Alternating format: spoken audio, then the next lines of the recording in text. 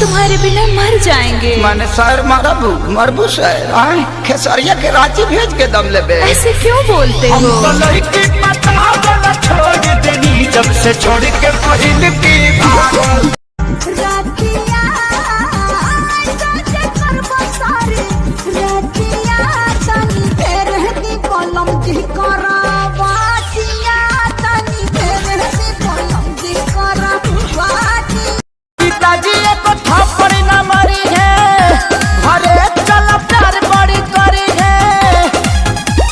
होत का बापा कर सही हो।